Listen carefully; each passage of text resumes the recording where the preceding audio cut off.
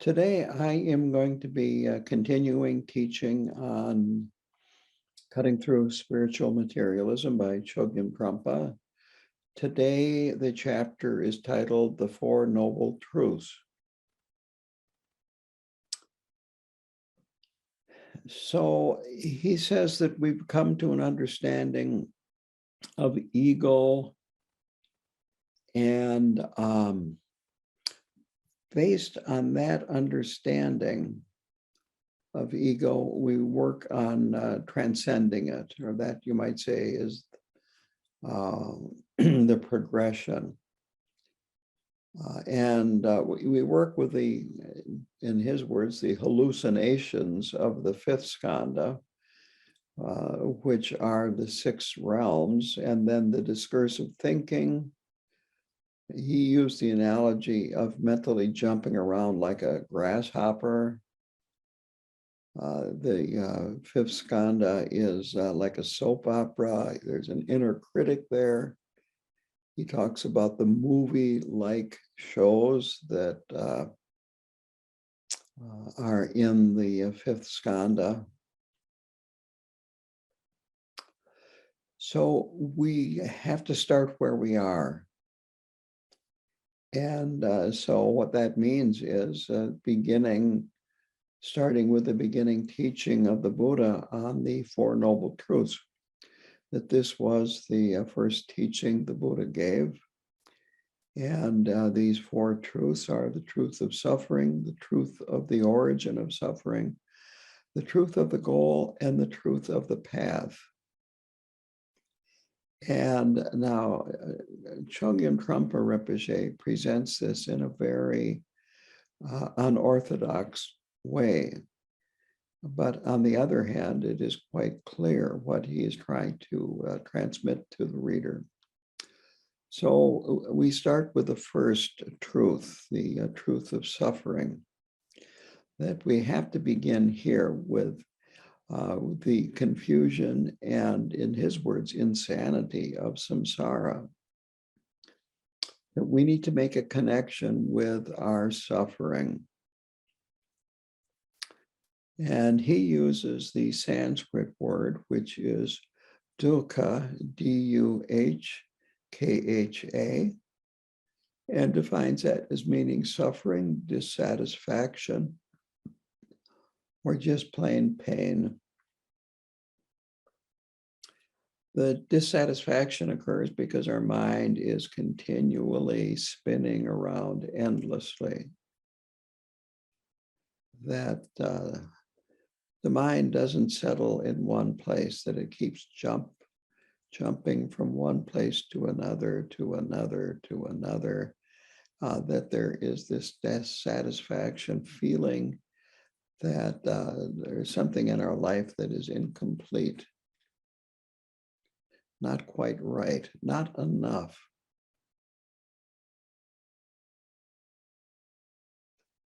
Or maybe not safe. We could lose it. So we are always trying to fill the gap, this gap between what we, you might say, have and what we think that we need. Trying to fill this gap really is caused by dissatisfaction. He says, trying to fill the gap, make things right, find more pleasure, very simply. So there is a quote here in the book: to understand the truth of dukkha is actually to understand mind's neurosis. End quote. And he talked about neurosis a lot in his teachings, and then, of course, the books that came from his teachings. And he would say things like this to his students, that you're all neurotic, and the path is working with our neurosis. So to go down that lane a little bit further here, that all of our activities contain dissatisfaction, contain pain, and it's continuous, it's unceasing. That we cling to pleasure, we fear of losing the pleasure that we have had. We try to achieve more, hold on to it. Well, we have all kinds of, you might say, strategies or habitual patterns that we have developed to escape pain. That we never have time to fully experience pain. In terms of experience pain, to experience, in his words, fully and completely. That we're too busy searching for pleasure outside of us. And so we never really make a meaningful connection with our pain. And so this is the truth of suffering. That's how he describes this first noble truth. The second noble truth is the cause of suffering. And the word he uses is struggling. That the reason or the cause of suffering or dukkha is that we are continually trying to maintain and improve our territory. We try to understand this struggle from the point of view of ego. Thinking, how can I have more success in this struggle? And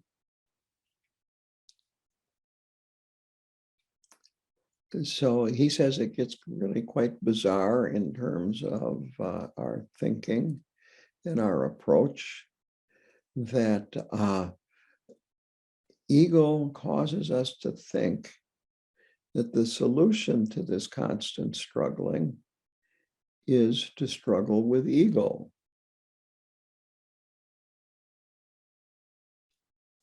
And so this manifests as the quote, ambition to improve ourselves itself the problem, is itself the problem.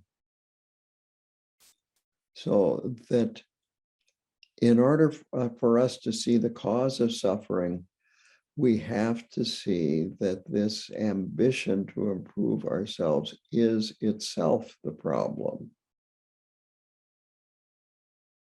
So first, we have to make a good, strong connection with suffering to see it realistically, clearly, precisely, and then realize that this is the cause of our suffering, this ambition to improve ourselves. So if we allow, you might say, some gaps in this struggle, allow some space, that then insight arises. And with that insight, then there is a possibility of seeing the nature of thoughts and the nature of this struggle. So that leads to the third noble truth, which is the truth of the cessation of suffering, that it is possible. So he doesn't say too much about this, but this is what he does say. He says that the insight gained from having gaps from time to time, allowing gaps to arise in our struggle, that this experience leads to a sane, awake quality that actually was always there, but we never noticed. So the truth of the goal, the truth of the cessation of suffering is non-striving. And that experience that we get during these gaps is always short-lived.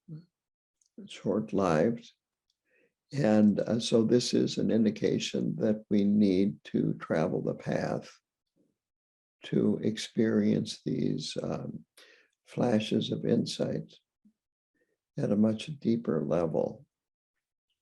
So that leads to the fourth noble truth, which is the truth of the path that leads to the cessation of suffering. So this is the spiritual path, the Buddhist path. And here he is talking about meditation, not just sitting meditation, because he talks about later on about being able to take that meditative concentration into our daily mundane lives and incorporate it into our mundane daily lives. So he's talking about this meditation and meditative concentration. So ego has to wear itself out. The analogy is like an old shoe that we just need to keep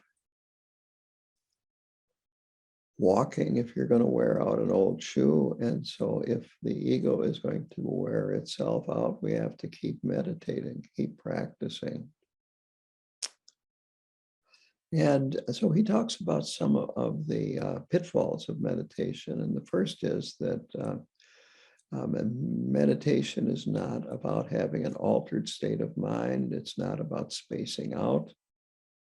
It's not like being in a trance.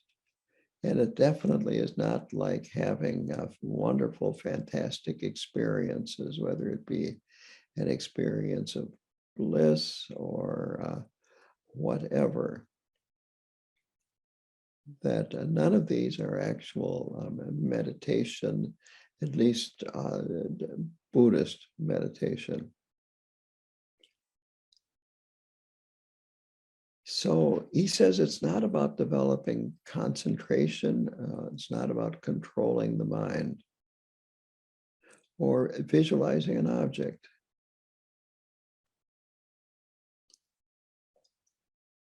And he calls these types of concentrations mental gymnastics, that they're based on subject and object. And as a result, they don't cut through duality, subject-object. They're based on subject and object.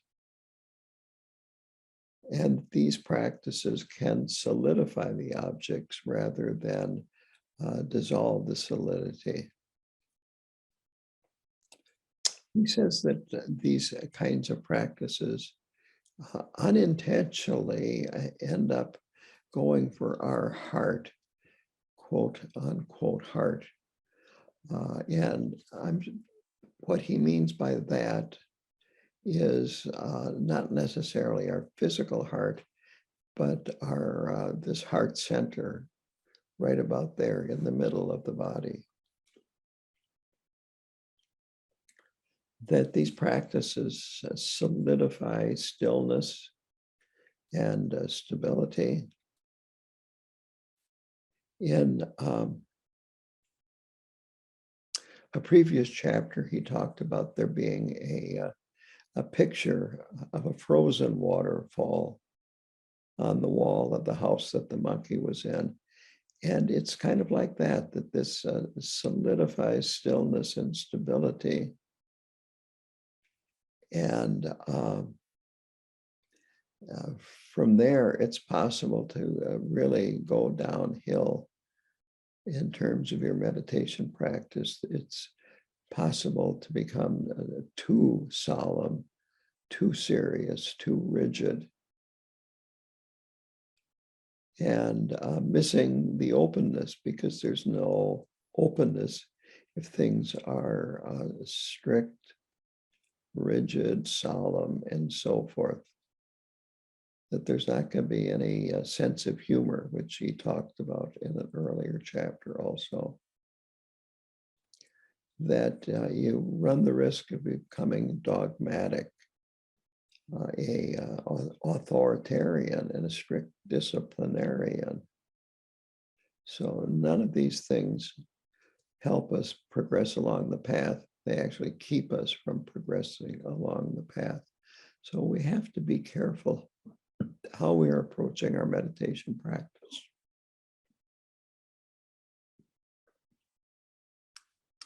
This analogy isn't in the book, but I think it's appropriate. I've run into this in other places. And it's like driving a stake in the ground and then tying the mind to it, much like you would a dog, so it doesn't run away or go places that you don't want it to go. And well, it just does not help you travel the path if you're looking at working with your mind that way. Driving a stake in the ground, tying your mind to it, and then making sure that it doesn't go anywhere, doesn't wander, doesn't lose concentration, and so forth. So the problem with this is that there's an idealized goal that we're trying to attain. And this contains within it a competitive quality. You're being competitive with other practitioners, and you might even be competitive with yourself, much like some joggers might run the same path on a regular basis. And I've actually seen this, and they get to a certain point.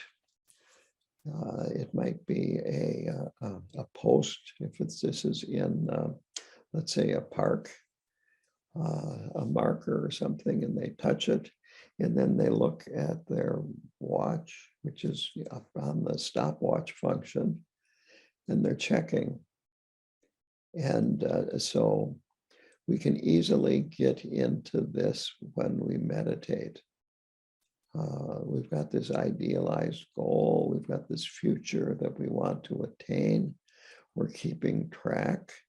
We're judging. And it's very, very competitive and egotistical. It's saturated with ego through and through. He uses the example of wanting to become a millionaire. He says that first, if you want to become a millionaire, you get try to get the psychology of a millionaire, thinking like a millionaire. And then you work hard towards achieving that actual goal of accumulating all this money. And he said this is like being blindfolded to the present, that you're not seeing the present, you're seeing this future that you want to attain. So this is a danger of looking at meditation a bit like a project, or this goal that you want to attain. So to keep it simple, we start with meditation and let go of these expectations and so forth that we can lay on ourselves and what we're doing.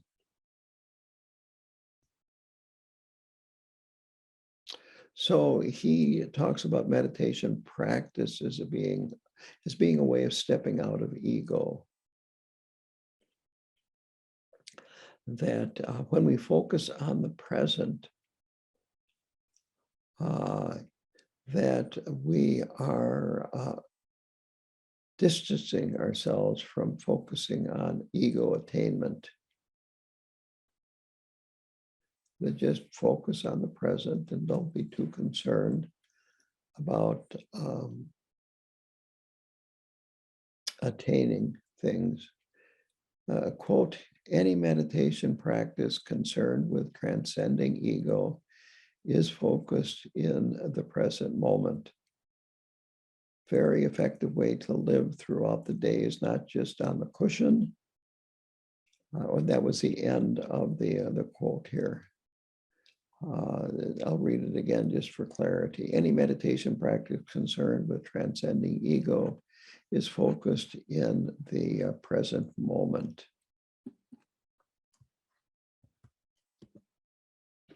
So this is a very effective way to live, to keep aware of what's happening right now, not only on the cushion, but when you're off the cushion. And the technique, you might say, grows with us. There are different ways to modify the technique. But we start with, and he gave slightly different meditation instructions that Khenpo Karthar Rinpoche did. And so follow Khenpo Karthar Rinpoche's instructions that I think I've given all of you, which is to follow the breath and count the out breaths. But the point is, be present, be aware of the breath. And then as your practice deepens, you consult with a meditation instructor, and they can give you ways to, you might say, fine tune your practice depending upon how your practice is going. And this can only be done in person. It can't be done by reading a book.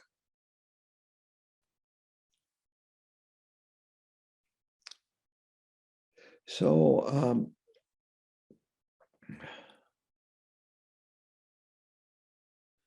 we need to develop patience also with meditation. This is very, very important. So we need to avoid being future-oriented, and we need to avoid getting frustrated, angry, resentful, and so on and so forth. He says, uses the phrase, just let be. He doesn't say, let it be. He says, just let be. He doesn't say, let yourself be either. So just let be, give up competition, let go of thoughts of doing.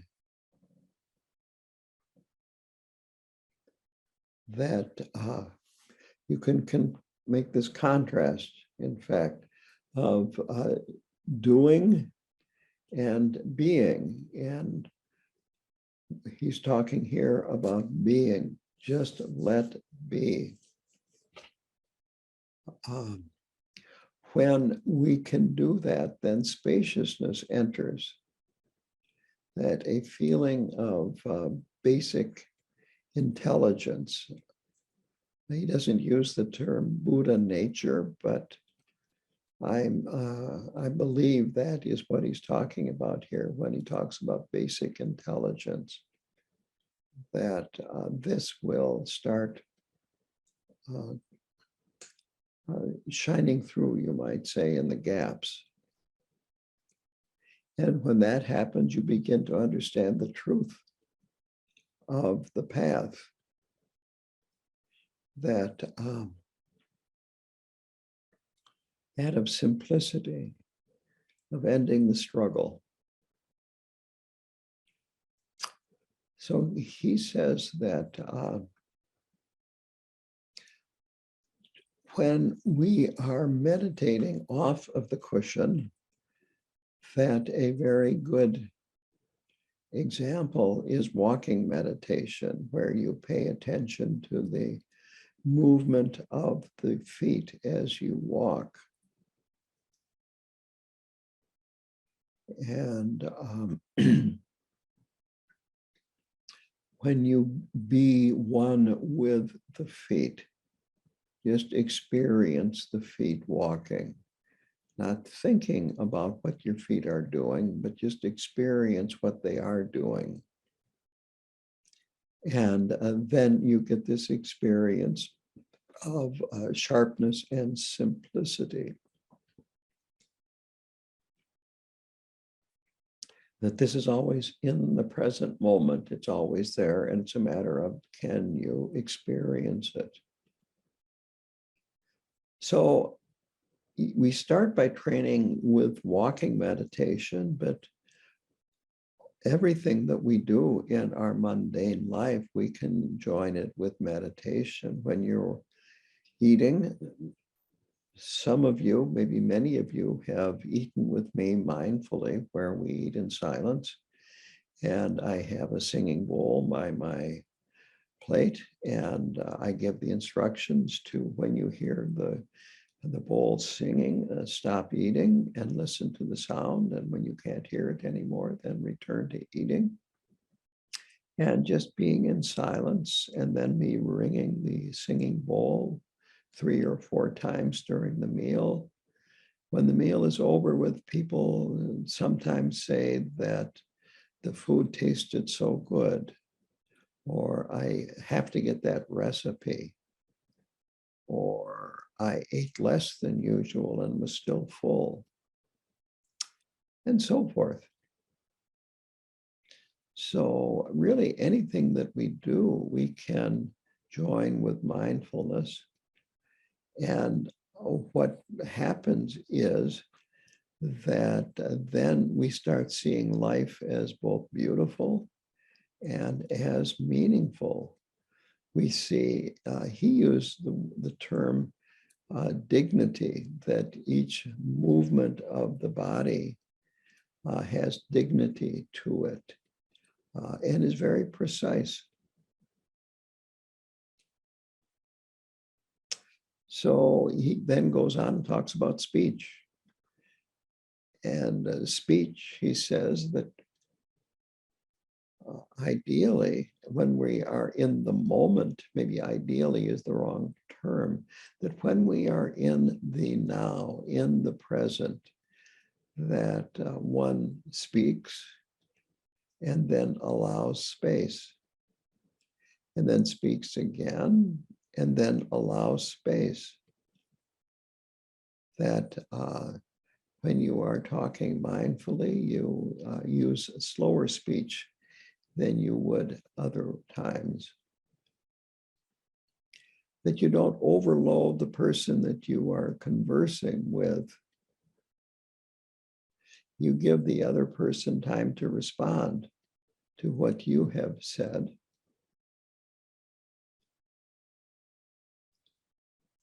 And you listen.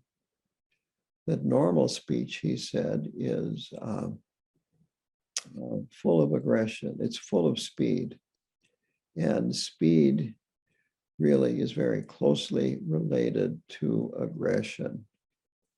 All you have to do is be on the highway at rush hour, and people are going much slower than they want to, and it's very easy to have drivers lose their temper because they're not able to go as fast as they want to go, and so they get angry.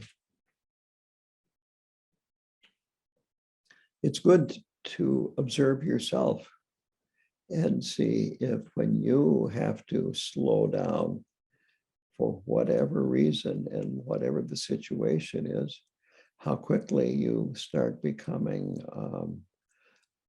shall we say, aggressive, angry, frustrated, feeling that this shouldn't be happening, and so forth. So he used the term punctuation for allowing space, to say something and then leave some space. Say something else and leave some space.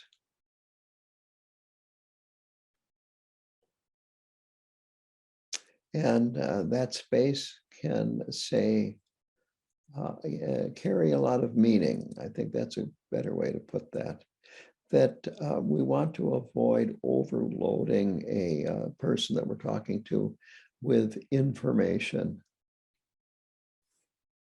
That we need to give the other space to respond. We need to listen mindfully, and we need to understand this link between speed and aggression. Again, this type of awareness is being aware of precisely what's going on in the present moment. And this is one of the main reasons why we do walking meditation. Trungpa Rinpoche used the example of a story about the Buddha who taught a woman how to mindfully draw a bucket of water from a well, which was, and she did this every day, to pay attention to the hands as you're pulling the rope up that is attached to the bucket. And then when the bucket comes in reach, you grab a hold of it. Again, paying attention to the movement of the hand and the feel of touching the bucket, and so on and so forth. So this is how he taught this woman to pay attention and use meditative concentration on this very simple, ordinary act. And then it becomes something spiritual because it's being used for self-development. He ends this section with a quote that I like. When you see the nowness of the very moment, there is no room for anything but openness and peace. So getting a glimpse of nowness of this very moment right now, you find that it contains tremendous openness and also peace. Now, at this level, this is a Hinayana practice or a foundation level practice where you're working on your own confusion, your own neurosis.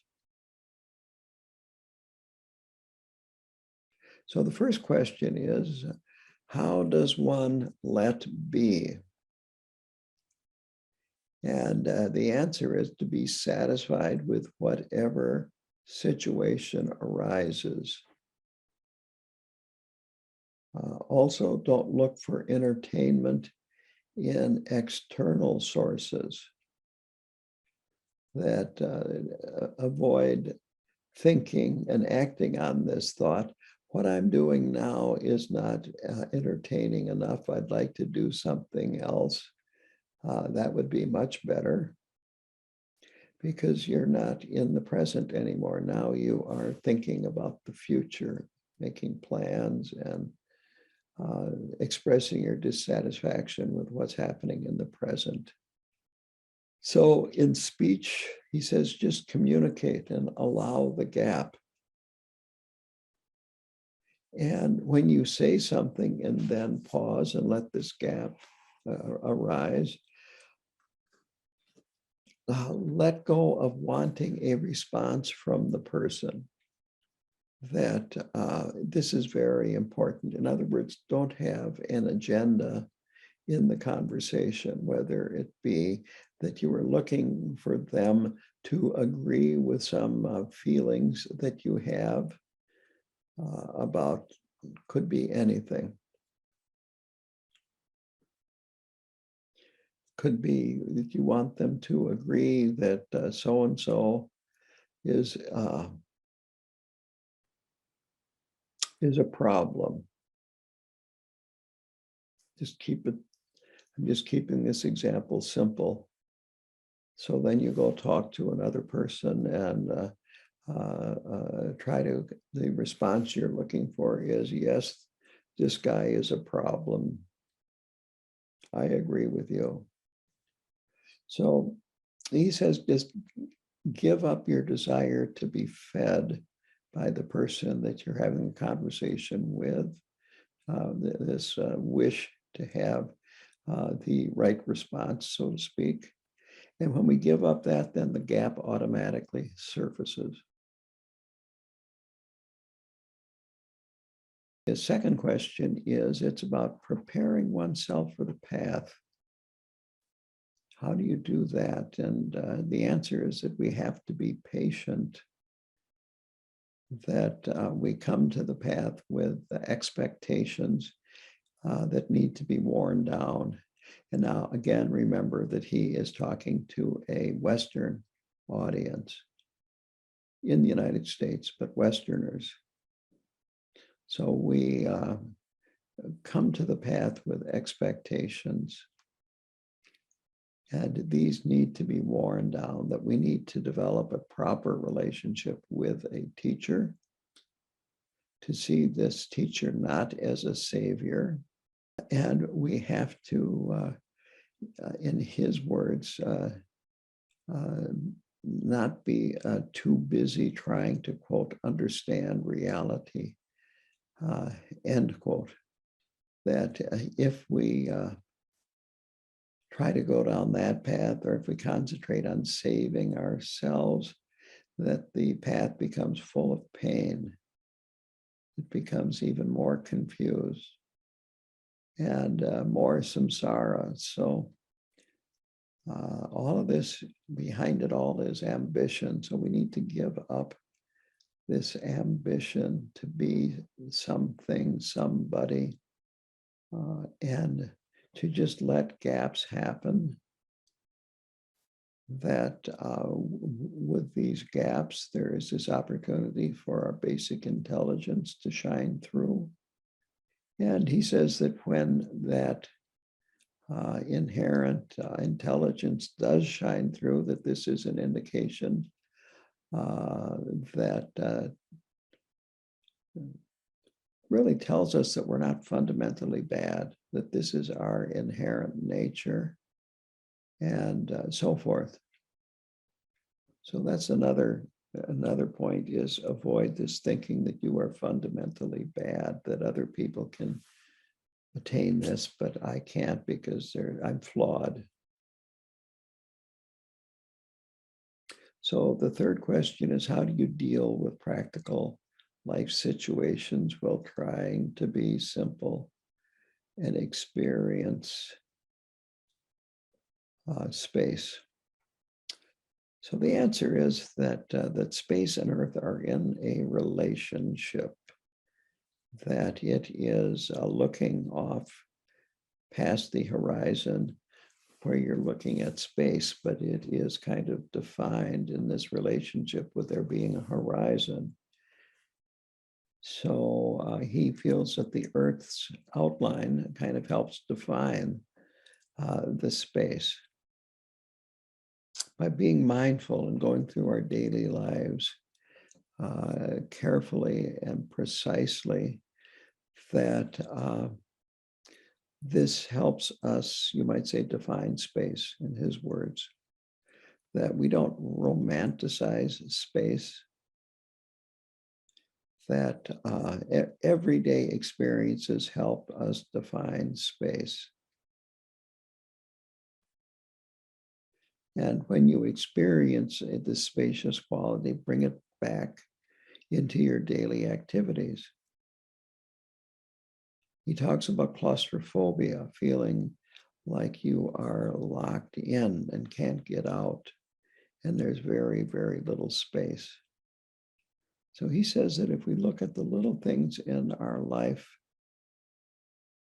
long enough, eventually the absurdity of them being solid, of their solidity, of our being convinced of their solidity, this absurdity gets our attention, and we start seeing their spaciousness instead of seeing their solidity.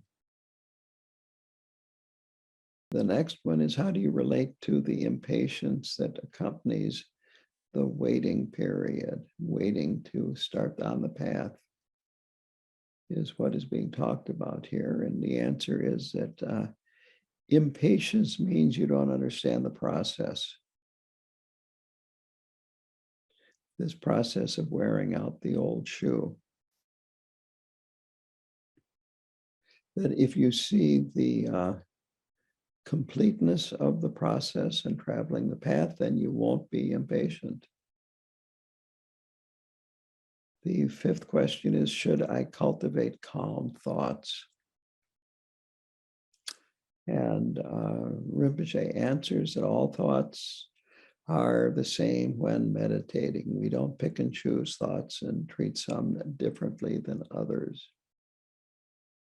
That striving to be good, striving to have good thoughts, and so forth, all of this is still striving, and it's a neurotic activity. It's out of touch with reality, might be another way to say that. And then he makes an interesting distinction. He said that religiously inclined thoughts are the watcher or the judge, and that worldly thoughts are the doer, the actor. He then talks about, or the question is about pauses in our speech when we communicate.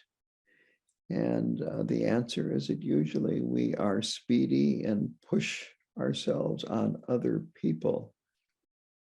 And this doesn't allow spontaneity. So when we talk about something we are interested in, we, quote, leap at the other person, end quote.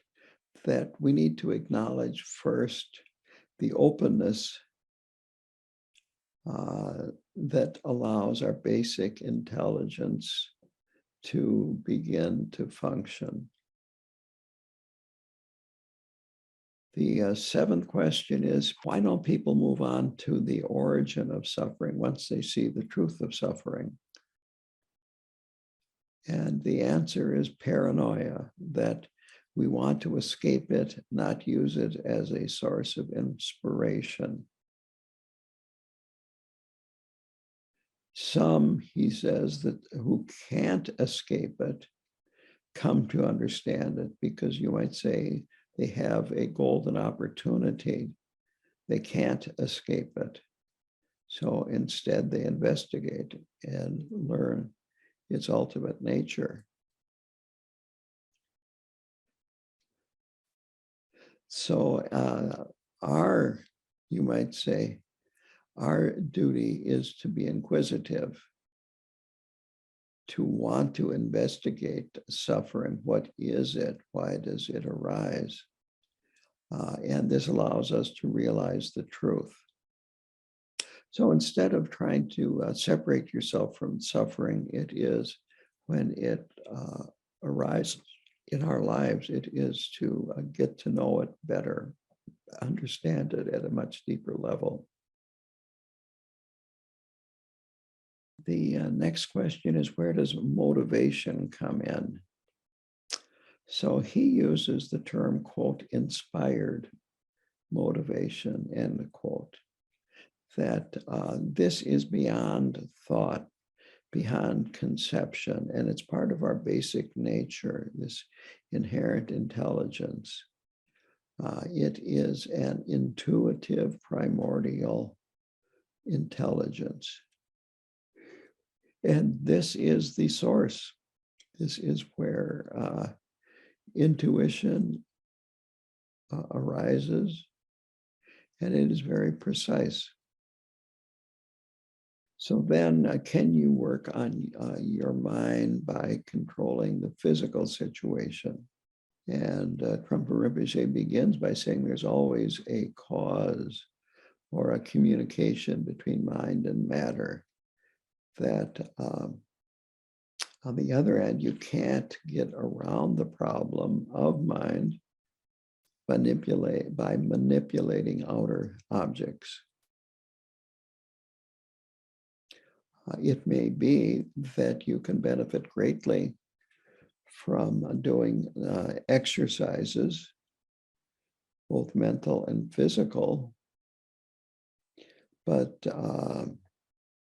the end result is either it helps you see at a deeper level, or else you're just more confused. You've got one more layer and a set of practice instructions.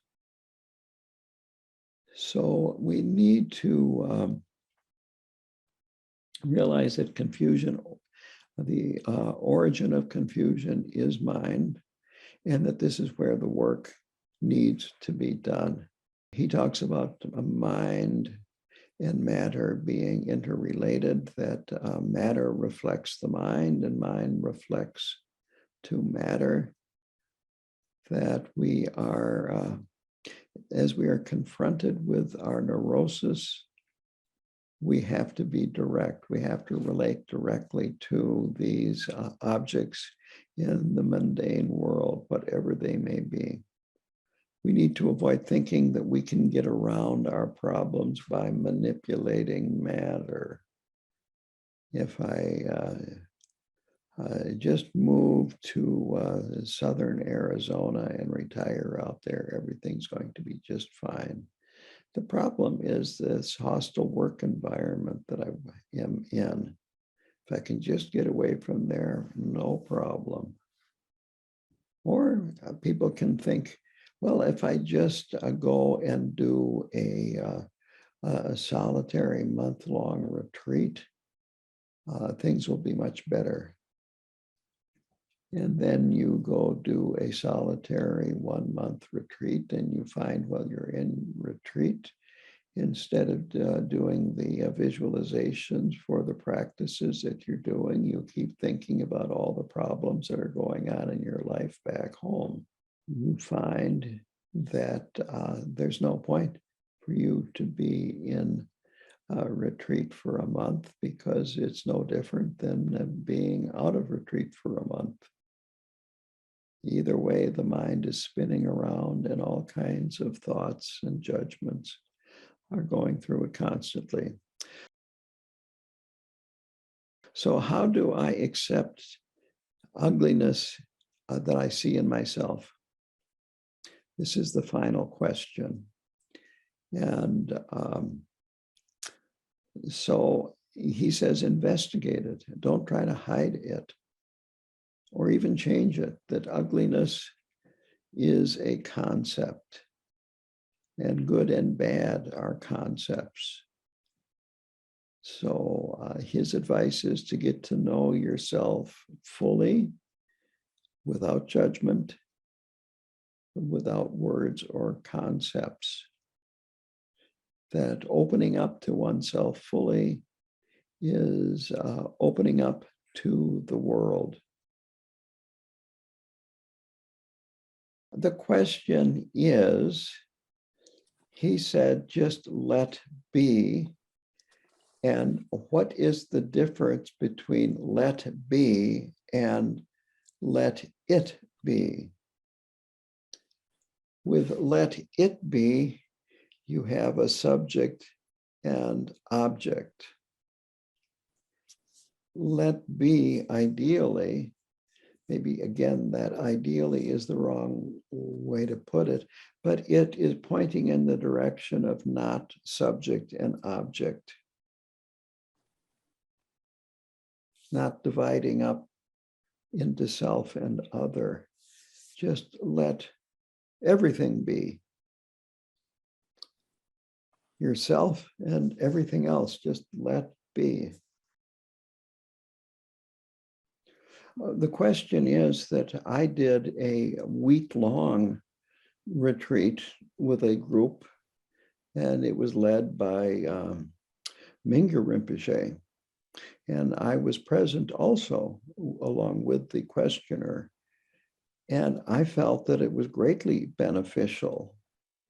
But here now, you and Chogyam Trungpa are talking about these kinds of things being useless. But we're talking about apples and oranges here. Going off by yourself is different than going on a retreat that has a structure to it, that has a leader to it. and so forth, especially when you have someone. Now, again, I was going to say stature of Mingyur Rinpoche, but again, don't be, what would I say? Don't let ego grab a hold of credentials and thinking he's a great person and therefore the results are going to be great, because it depends on you opening up and your karma with the teacher and so forth. But anyway, yeah, it's great that you felt that it was very beneficial. What he is talking about is what I call, I've got problems. If I just change the channel, things are going to be better. I don't like the history channel. Maybe I will try the good housekeeping channel, and then things are going to be better. Maybe I need to change my job, or I need a different car, or a different outfit, or a different color of hair, or hair in some cases. They're trying to manipulate outer circumstances when the change needs to come from within our mind, because the problem is our mind. It's not outer circumstances. Again, he talks about how there is this interrelationship, that outer circumstances do affect our mind, and our mind affects how we see outer circumstances. But don't think if you just change something on the external part of our lives that then everything on the inside is going to be fine. You go on a cruise, and this is before COVID, and you go to all these exotic, nice, warm places, and by golly, you take your mind with you, and you find it's the same neurotic mind that you left back home. And so that is what he is talking about. And I can tell you from my own personal experience that my wife and I split. I was unhappy with the relationship, and very quickly I started dating, and by golly, I found I was right back to the same place in the same relationship, but with a different woman. And that's the kind of the thinking that he's trying to get across, is that if you don't do the work internally, changing external circumstances won't work. And again, his audience was 1971. This doesn't mean it's not present today. It might be more subtle, but if I just try something really different, that things are going to be better. And at that time, Tibetan Buddhism was really different in terms of most Westerners.